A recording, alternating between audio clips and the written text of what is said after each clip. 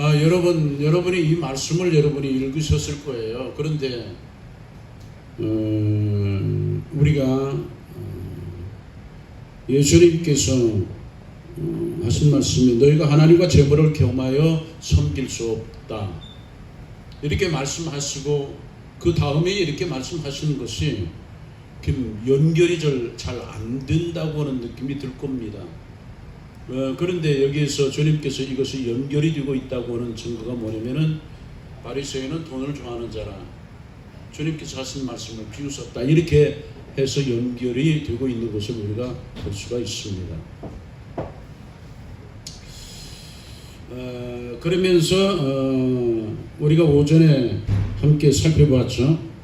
하나님께서는 네 마음을 아신다. 참 무서운 얘기죠.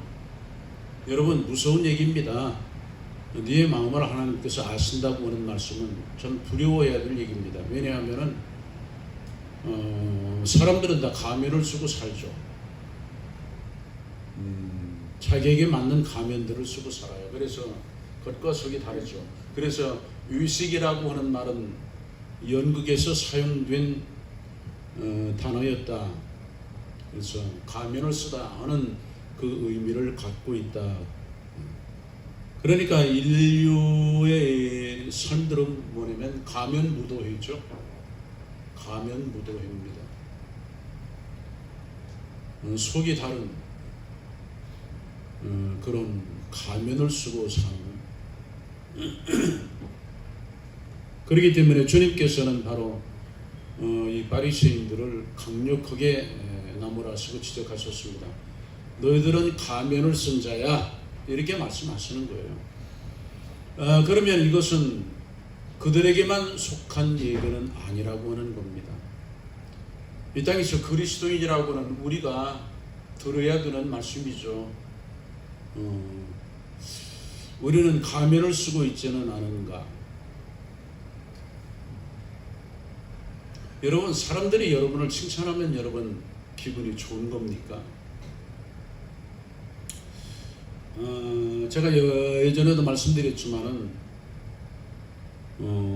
사람들이 내가 나를 생각하는 것보다도 높게 평가하는 것에 대해서 굉장히 두려웠어요.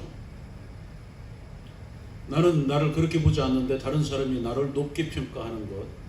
어떤 사람들은요, 자기가 낮음에도 불구하고 높게 평가해 주기를 바라는 이런 사람들이 있어요. 이것은 굉장히 무책임한 것입니다.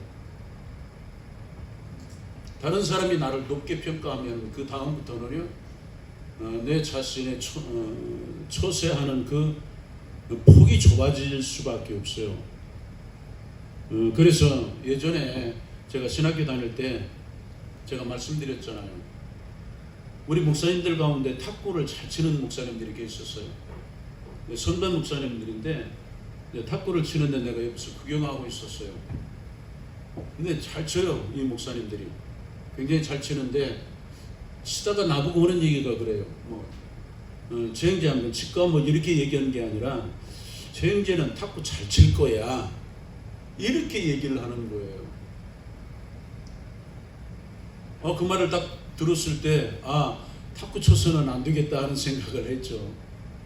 그 사람들은 나보다 탁구를 정말 잘 치는 사람들이었는데 그 사람 입에서 저 형제는 탁구 잘 칠 거야, 이렇게 얘기를 해버리는 거예요. 그런데 이런 문제들이 제 생에 굉장히 많이 일어났어요. 나는 내 능력에 대해서 그렇게 생각하지 않는데 다른 사람이 나를 그보다 더 높게 평가를 할 때 이게 굉장히 큰 문제였습니다. 거기서 내가 안 그래요 그래도 에이 그럴 리가 있어.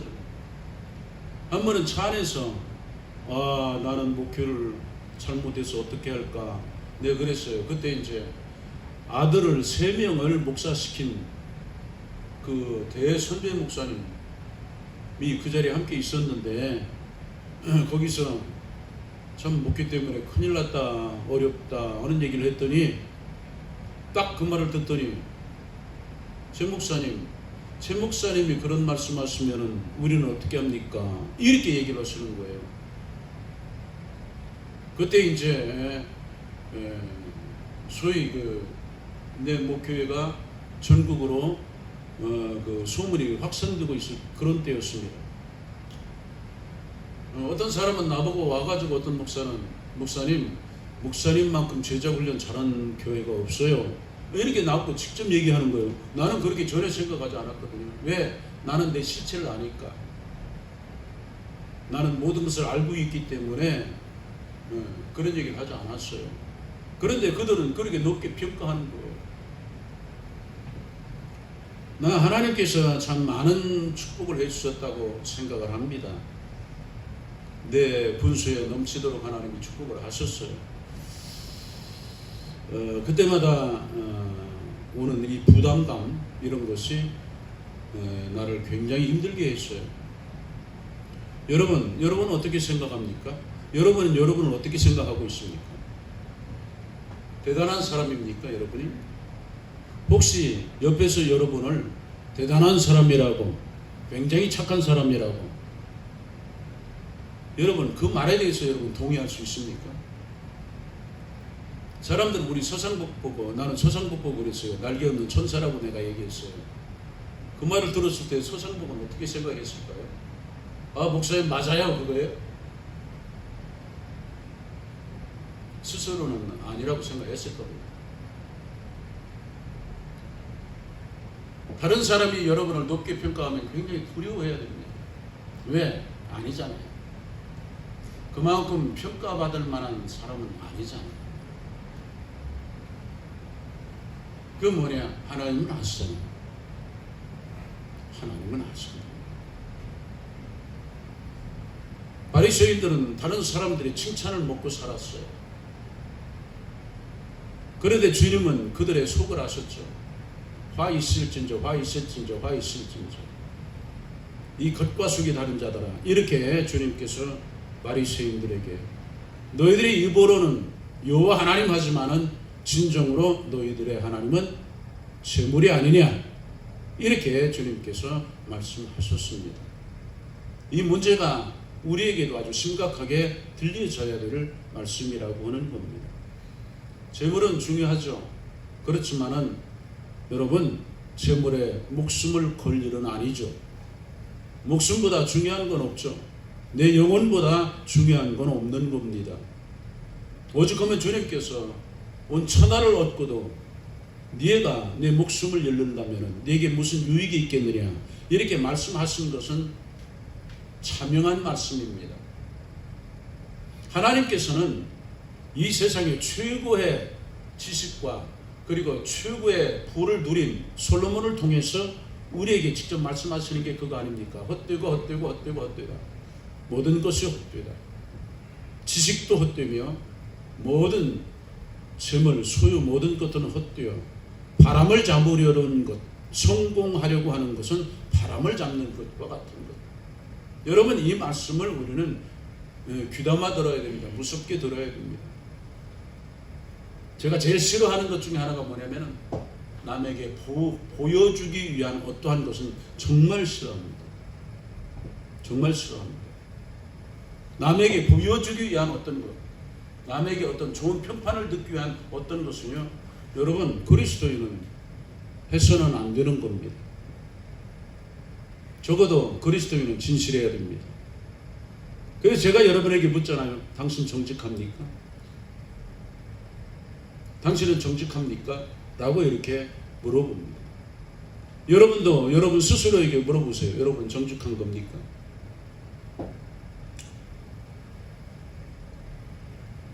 우리는 사도 베드로를 통해서 우리에게 하신 말씀에 여러분 귀 기울여야 됩니다. 하나님은 외모로 사람을 취하지 않는다. 행위를 보시고 판단하시는 하나님을 나그네로 있을 때를 두려움으로 지내라. 이렇게 베드로가 얘기했어요. 여러분 기억하셔야만 합니다. 그리스도인은 하나님을 의식하고 사는 사람들입니다. 하나님이 나를 어떻게 보고 계실까 하는 것에 대한 의식, 이것을 가져야 됩니다.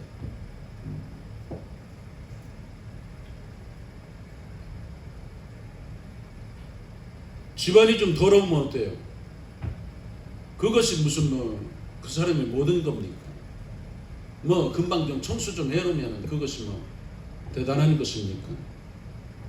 우리는 모든 것에서 우리는 진정한 내면 세계, 다른 사람이 나를 어떻게 생각하고 그렇게 하면 어떨 것인가 이것만 생각하지 하나님이 그것을 어떻게 보실 것인가에 대해서는 생각을 안 하는 거죠.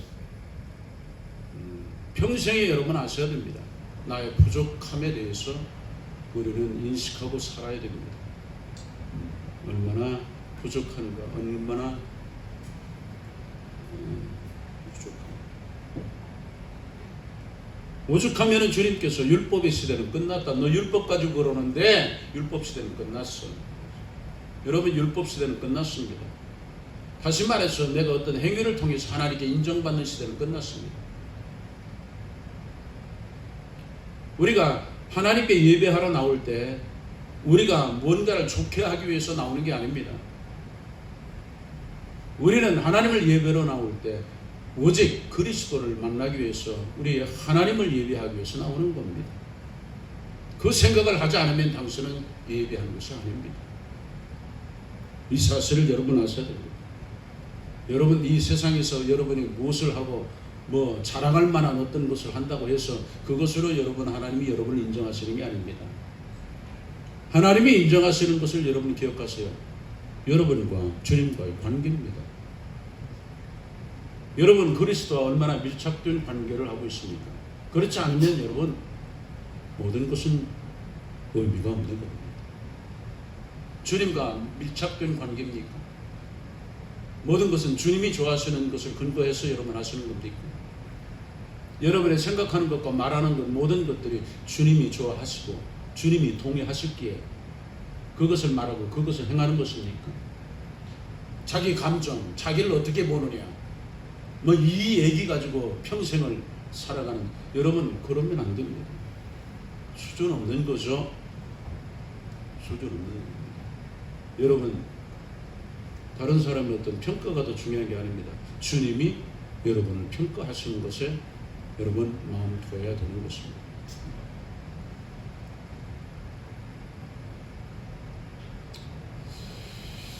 그러면 마지막으로 이 말씀이 좀 어려워요. 마지막으로 율법의 시대는 끝났지만은 율법은 끝나지 않았다. 이렇게 주님이 지금 말씀하시는 거죠. 이게 어렵다고 하는 겁니다. 그렇죠?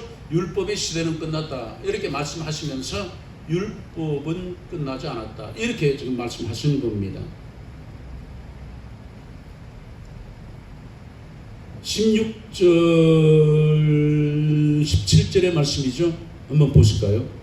율법과 선지자는 요한의 때까지 그 후로부터는 하나님의 나라의 복음이 전파되어 사람마다 그리로 침입하느니라. 침입하느니라 이 말을요 밀고 들어간다 하는 뜻을 갖고 있습니다.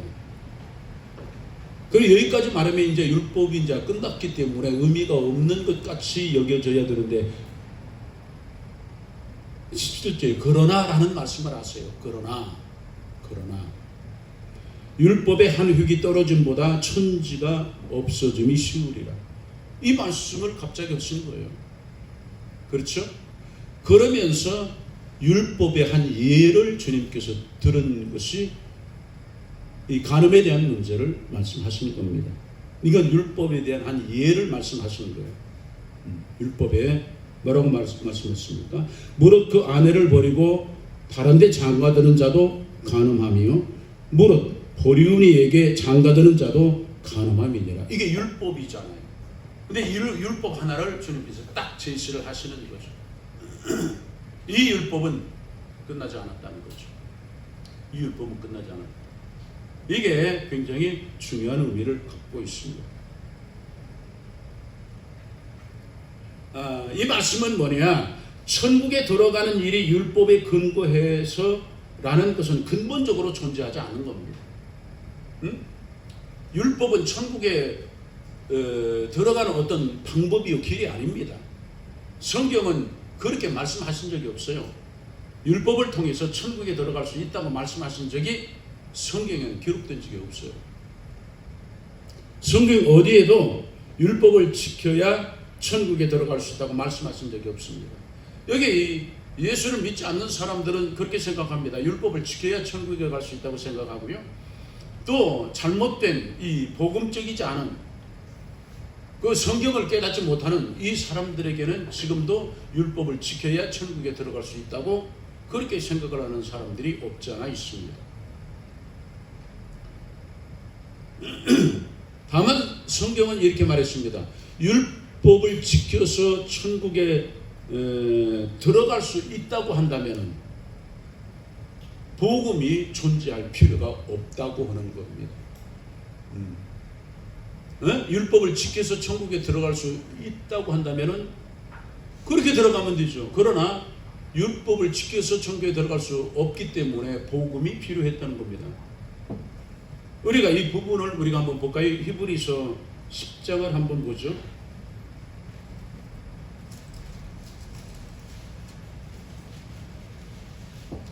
10장 1절을 여러분 보면은요, 굉장히 중요한 말씀이 나옵니다.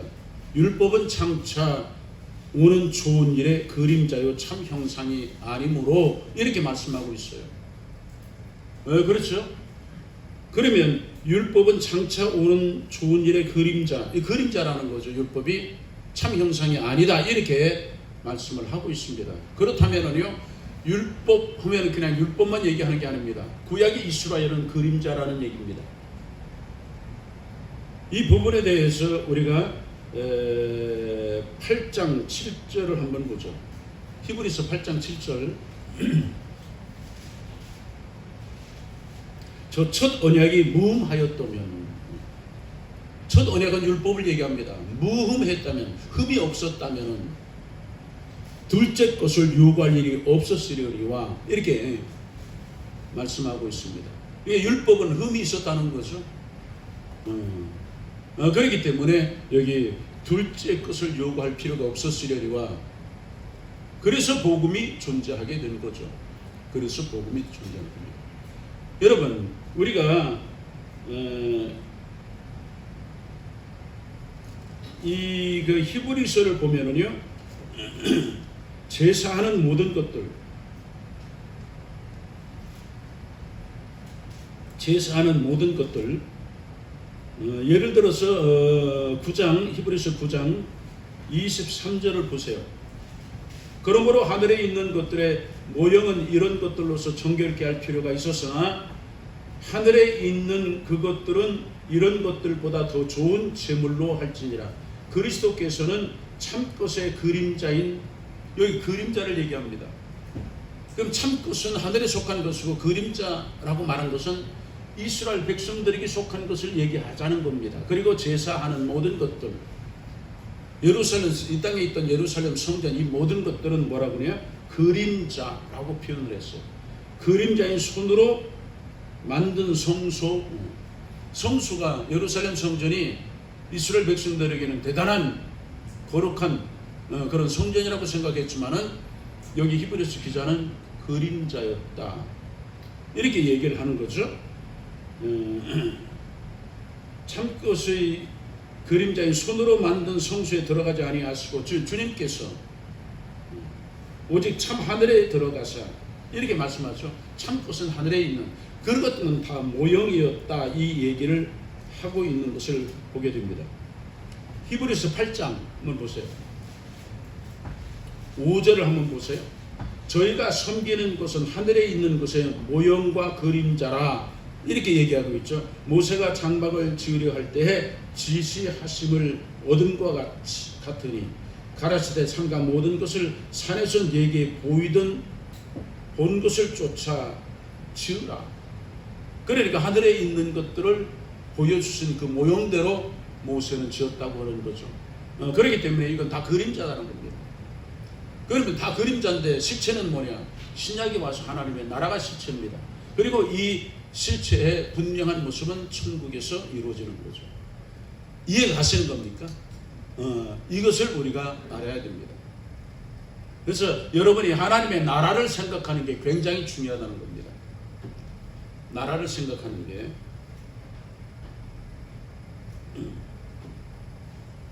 그렇기 때문에 율법을 지켜서 구원을 얻을 수 있었다면 복음은 의미가 없었어요.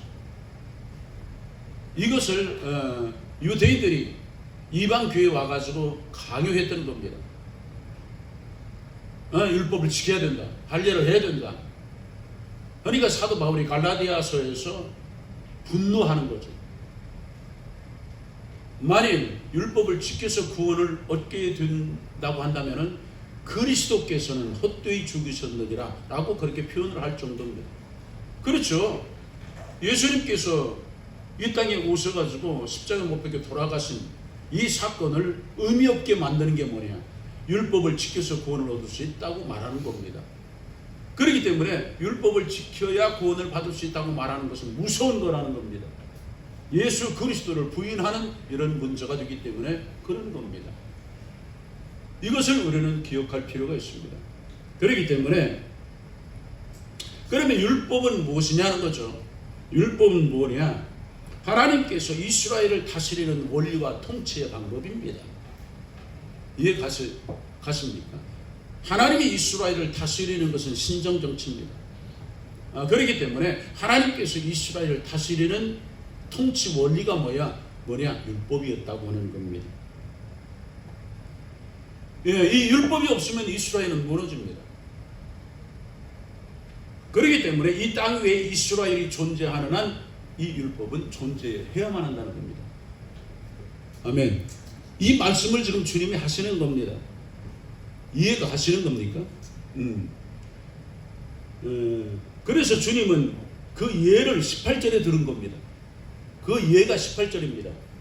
무릇 그 아내를 버리고 다른 데로 장가가는 자도 간음함이요 무릇 불륜이에게 장가가는 자도 간음함이니라. 이게 율법이라는 거죠.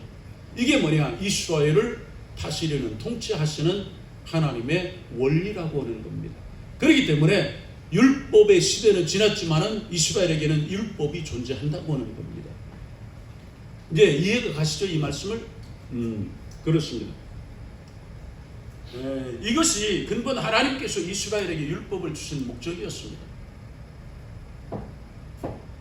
우리는 율법이라고 하는 것은 죄를 깨닫게 하는 것 이렇게만 생각하는데 근본적으로 하나님께서 이스라엘 백성들에게 율법을 주신 것은 이스라엘 백성들에게만 주신 것입니다. 성만화된 율법. 그것은 이스라엘 백성들이 애굽에 있을 때 애굽의 법을 근거해서 살았어요. 그런데 그들이 지금 200만 명이 넘었습니다. 근데 그들이 지금 애굽에서 나왔어요. 그러면 어느 나라에 속해야 됩니까? 하나님이 세우시려 하는 하나님의 나라 이스라엘에 속한 백성들입니다. 지금 그들은 땅이 존재하지 않았어요. 그러나 하나님께서 예비하신 땅으로 지금 들어가야 되는 겁니다. 가나안 땅으로. 그렇기 때문에 그들에게는 무엇이 있어야 되느냐? 율법이 있어야 됐다는 겁니다. 율법과 율례와 규례가 있었어야 된다는 거죠. 우리나라도 나라가 있으면은요, 형법, 민법, 무슨 법 있는 것처럼 그렇게 법이 있어야 나라가 서지 않습니까? 여러분, 민주주의일수록 법치 국가가 되는 겁니다. 법에 맞추는 것. 사람마다 그 법 적용이 달라지면은요, 이것은 법치 국가가 아닙니다. 이건 독재 국가가 되는 겁니다. 이게 지금 우리나라가 지금 위기에 처해져 있는 그 상태가 바로 이런 상태가 되어 있다고 하는 겁니다. 법은 모든 사람에게 평등해야 됩니다. 그게 우리나라 헌법에 있는 겁니다.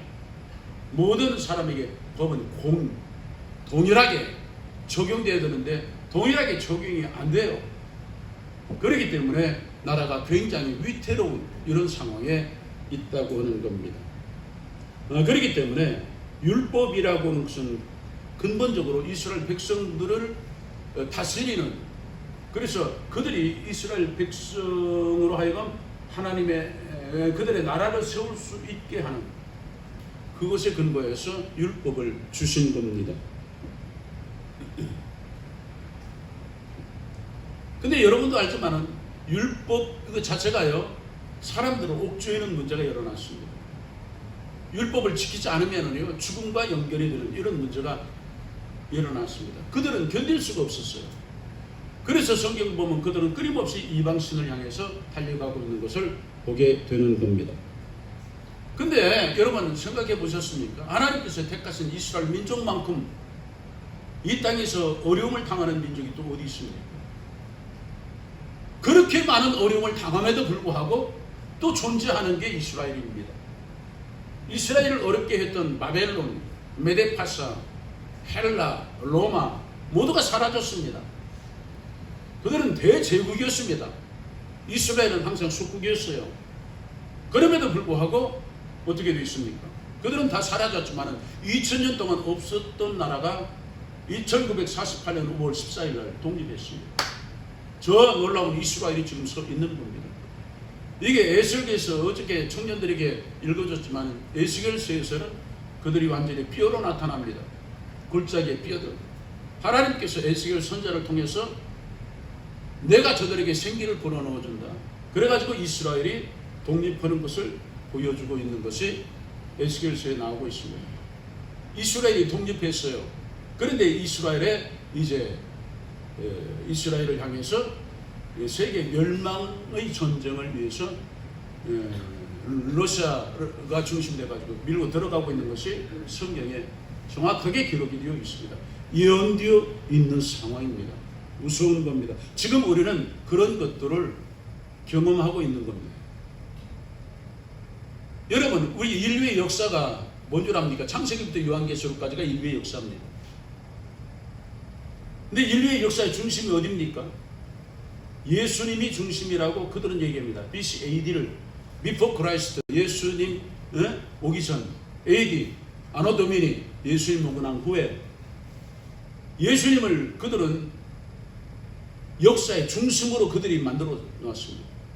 예수를 믿든 믿지 않든 예수님이 중심이 되어 있다고 하는 것을 그들은 부인할 수가 없어요.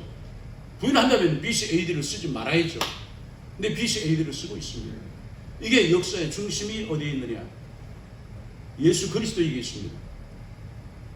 여러분이 아셔야 됩니다. 지금 미국이 저러고 있잖아요. 그런 게 전 세계의 중심이 미국을 통해서 돌아가고 있다고 생각합니까? 여러분, 그러지 않습니다. 모든 것은 이스라엘을 중심에서 돌아갑니다. 결국 이스라엘에서 거기에서 시작된 인류의 문명, 근데 거기에서 모든 것이 끝장나는 겁니다. 에덴에서 시작된 문명은요, 모든 것들은요, 거기서 이제 끝이 납니다. 모든 것의 시작은 거기서 시작됐고 모든 것의 끝도 거기서 끝나는 겁니다. 그게 성경입니다. 성경이 그렇게 말하고 있습니다. 그렇기 때문에 지금 우리가 겪고 있는 이 세대 가운데서 지금 전쟁이 일어나고 있는 모든 것을 여러분 주의 깊게 살펴야 됩니다. 이 방향이 지금 어디로 향하고 있는가를 여러분 아셔야 됩니다. 지금 유프라데스 강이 말랐다는 걸 여러분 아십니까? 유프라데스 강이 말랐어요. 성경은 유프라데스 강이 마르면은요, 동양에서 그쪽으로 2억의 군대가 이동할 거라고 얘기가 나와 있어요. 거대한 전쟁을 위해서 그 길이 예비되었다고 하는 겁니다. 지금 유프라데스 강이 말랐어요. 여러분, 그거 뉴스도 안 봅니까? 지금 이런 시대에 우리가 지금 살고 있다고 하는 겁니다. 제가 말씀드렸죠. AI 어쩌고 저쩌고 하잖아요. 여러분, 별것 다 얘기해도요, 하나님께서 버튼 하나 누르면 전부 사라집니다. 아무것도 없이 사라져버립니다. 그렇기 때문에 그것에 의해서 어쩌고 저쩌고 할 이유가 없는 거예요. 그때까지 이 전 인류가 가만히 있습니까? 모든 사람의 생각 속에 인류는 멸망한다는 생각을 모두가 갖고 있어요. 그것도 가까운 미래를 얘기하고 있는 겁니다. 그렇기 때문에 우리가 가져야 될 중요한 태도는 뭐냐? 주님과의 관계입니다. 그것만큼 중요한 것이 없다고 하는 겁니다. 그래서 하나님께서 율법을 이스라엘 백성들에게 주신 것은 하나님의 나라 이스라엘을 세우기 위한 그런 것이었습니다. 그런데 이들은 끊임없이 나라를 이뤘습니다. 끊임없이 나라를 이뤘어요. 속국이 됐어요. 그렇게 되면 어떻게 되는 겁니까? 그들은 율법이 지켜지지를 못하는 겁니다. 율법은 나라가 온전히 서 있어야 율법이 지켜지는데 나라를 잃어버려요. 그리고 전 세계로 흩어져, 디아스포라, 흩어져 뿌려진 씨앗이 되는 거죠. 그렇게 흩어져 버리니까 이들이 율법을 제대로 지키지 못했습니다. 그들의 삶은 예루살렘 성전을 중심에서 살게 되어 있는데 성전이 다 파괴되어 버렸어요. 그러니까 그들은 회당을 중심해서 그들의 신앙을 유지해 왔었던 겁니다.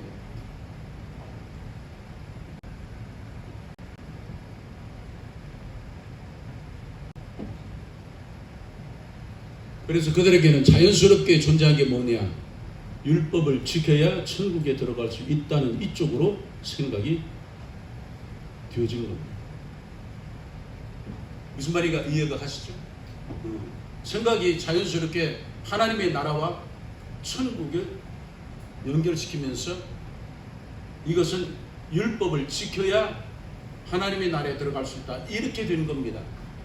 그래서 그들의 의식 속에는 하나님이 의롭다 하시는 그 자가 되려면은 율법을 지켜야 된다는 생각을 가졌습니다. 사도 바울도 그런 생각을 가졌다고 스스로 얘기를 하고 있습니다. 이건 아닙니다.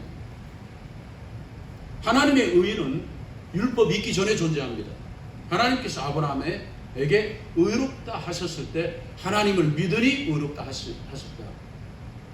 그러니까 의라고 하는 것은 믿음하고 연결되지 율법의 행위로 연결되는 건 아닙니다. 그런데 자연스럽게 이스라엘 백성들은 율법의 행위와 하나님의 의를 연결시켰다고 하는 겁니다. 그래서 모든 초창기 때 그 성경을 제대로 알지 못하는 모든 사람들은 율법을 지켜야 된다고, 그래야 구원받을 수 있다고, 천국은 율법을 지키는 자가 갈 수 있다고 모두가 그렇게 생각을 했던 겁니다.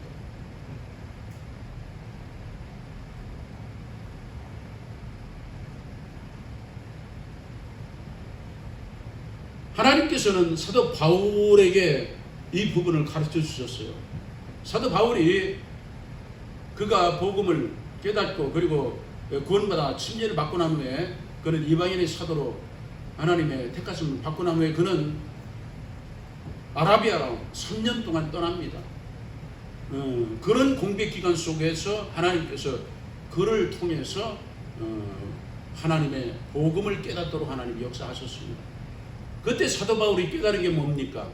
하나님께서 이제 율법을 통해서 뭘 하시려고 하느냐?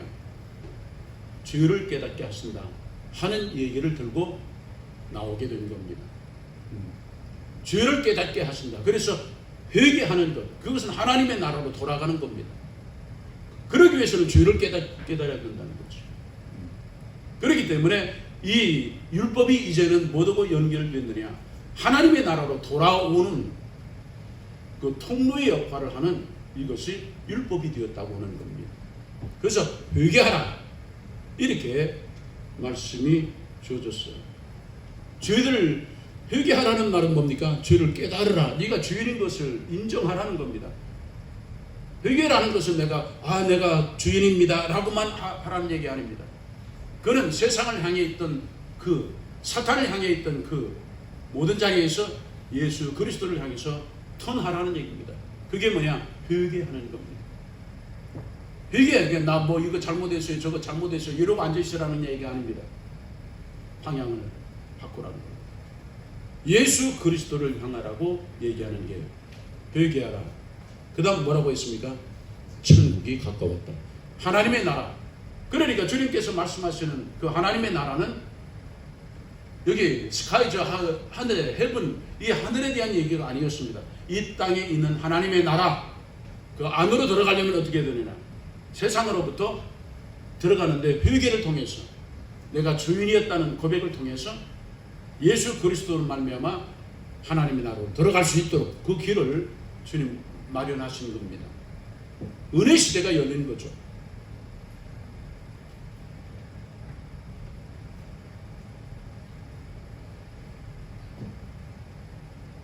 그래서 구약의 이스라엘은 하나님의 나라라고 말했지만 그 그림자라고 우리가 히브리서에서 보았죠.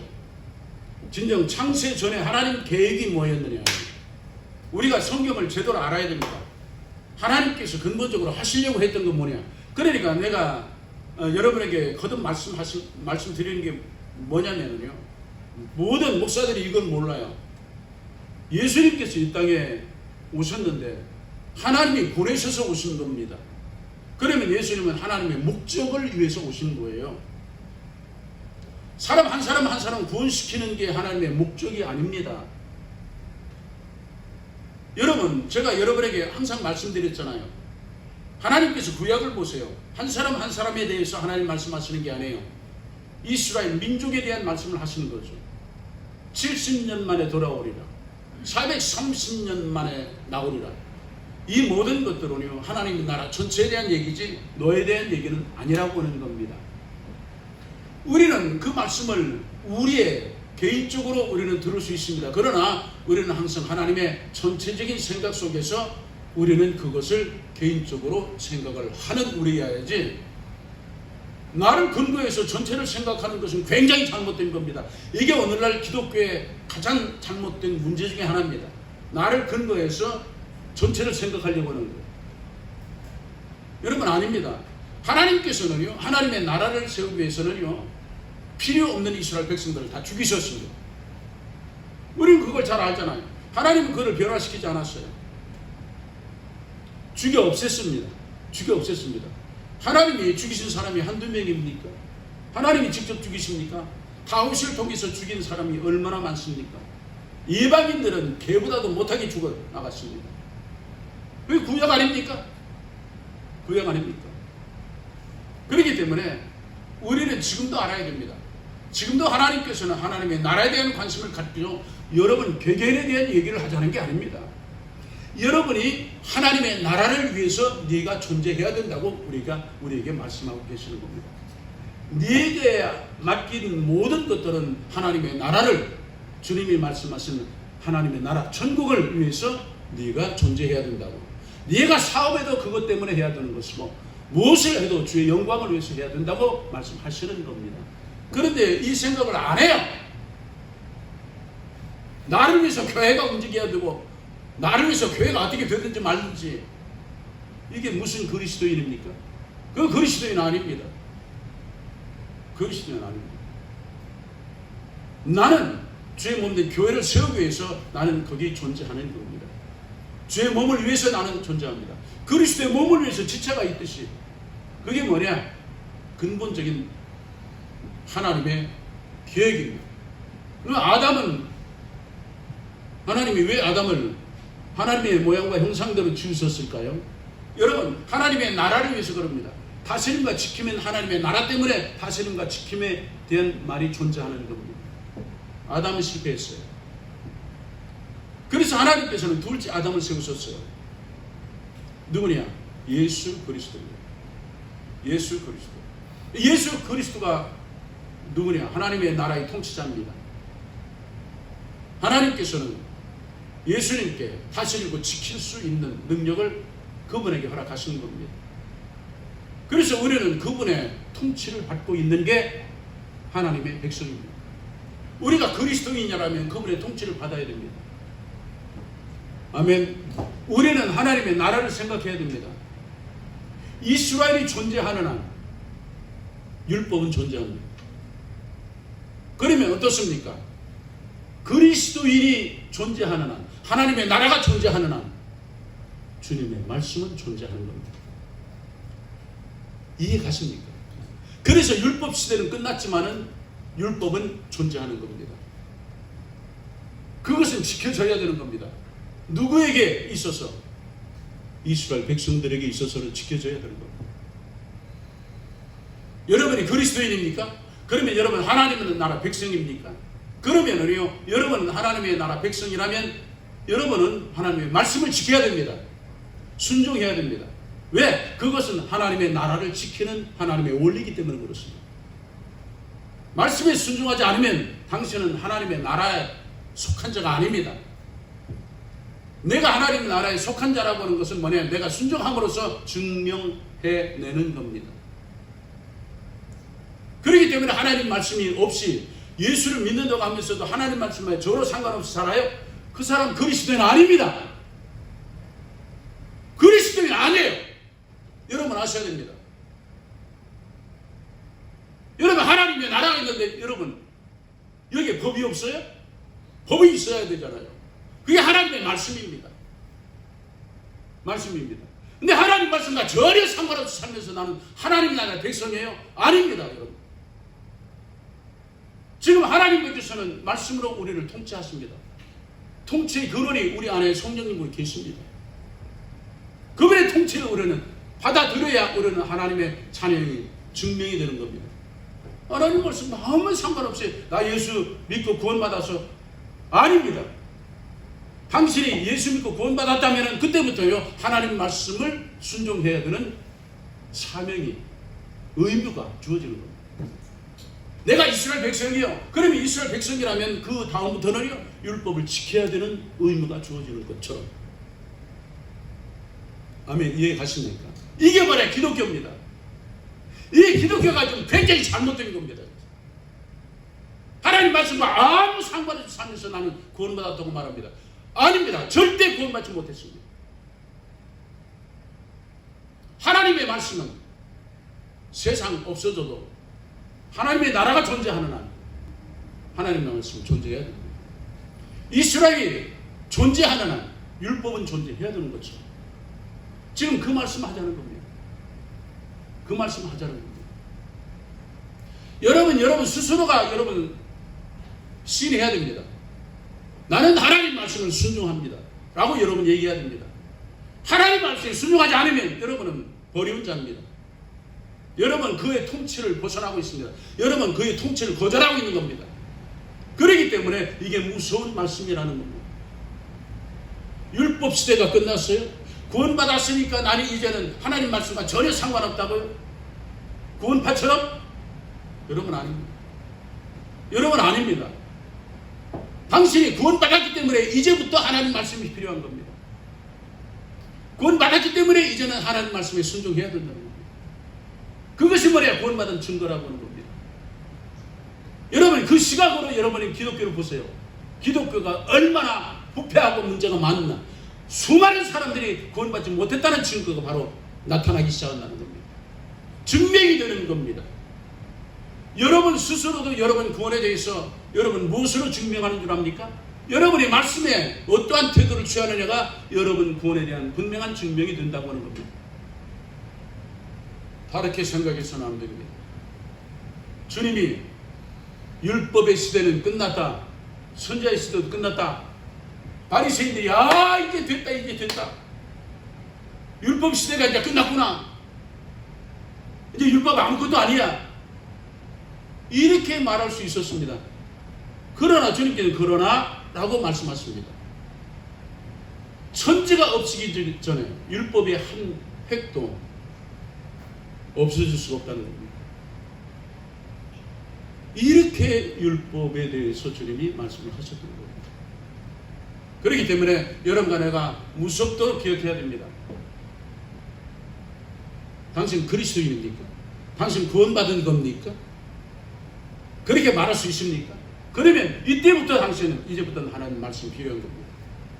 이제 당신은 하나님의 말씀을 지켜야 돼요. 순종해야 돼요. 의무가 주어진 겁니다. 의무가 주어진 겁니다. 당신이 예수를 믿지 않는 사람들이 하나님 말씀하고 관계 있습니까? 관계 없습니다. 그러나 그리스도인, 예수 그리스도를 영접한 사람이라고 자기가 분명히 말한다면 이때부터는 하나님 말씀에 여러분 순종하셔야 됩니다. 왜? 나 그 나라의 백성이기 때문에. 우리나라 법을 지키자는 우리나라 밖으로 나가야 됩니다. 오늘날 교회가 어떻게 변해 있는지를 여러분 보시죠. 하나님 말씀에 순종하는 사람들로 모여 있습니까? 그렇지 않습니다. 이게 무서운 것입니다. 무서운 것입니다. 그렇기 때문에 제가 여러분에게 말씀드렸어요. 말씀이 아니면은 가치가 없습니다. 그저 그냥 이 땅에서 이렇게 살고 저렇게 살려고 그런 얘기하고자 성경이 얘기한 줄 압니까? 아닙니다. 그러려면 저는 여러분에게 말씀드립니다. 교회 그만 다니세요. 예수 믿는 거 그만하세요. 쓸데없는 짓 하고 있는 겁니다. 쓸데없는. 내가 그리스도인 되었기에 하나님 말씀이 이제부터 시작되는 겁니다. 이제부터. 이방인에게는 하나님께서 성물에 대한 율법을 주신 적이 없어요. 구원받지 못한 세상 사람들에게 하나님 말씀을 주신 적이 없습니다. 여러분이 구원받은 것이 분명합니까? 그러면 이제는 여러분 순종할 의무가 주어진 겁니다. 그의 통치를 받아들여야 되는 겁니다. 이게 뭐냐? 주님이 말씀하시는 겁니다.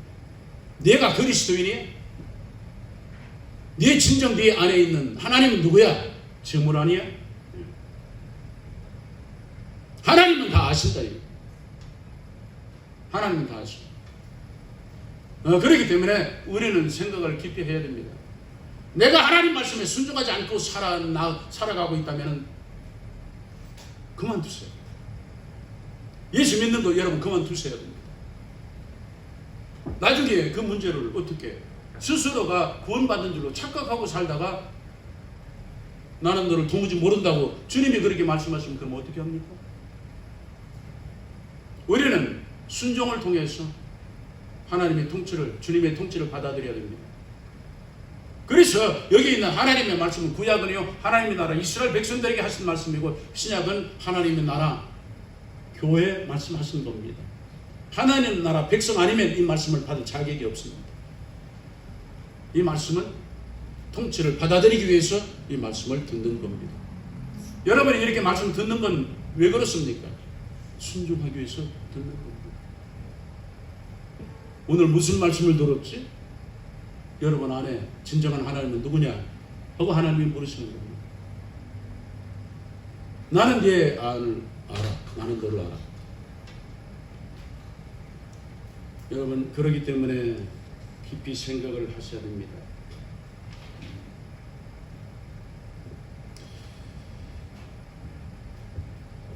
천지는 없어질지라도 하나님의 율법은 1.1억도 없어지지 않고 다 이루리라. 이스라엘 백성이기에 율법이 필요한 것처럼 구원받았기에 하나님의 나라에 들어왔기에 주님의 통치가 필요합니다. 주의 말씀이 필요한 겁니다. 주님 말씀에 순종치 않는 자는 자신이 하나님 나라에 속하지 않았다고 하는 것을 증명하는 것밖에 없습니다. 주님은 물으십니다. 나는 너를 알아. 네 마음에 내가 네 하나님이야? 나는 네 안을 보고 있다. 이게 이제 두려운 겁니다.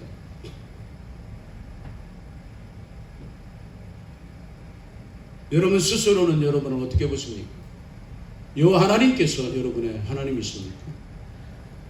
아니면 재물이 여러분의 하나님입니다. 당신은 둘 중에 하나에 속한 자입니다. 주님 말씀을 깊이 우리가 상고해야 될 줄 믿습니다. 기도하시죠.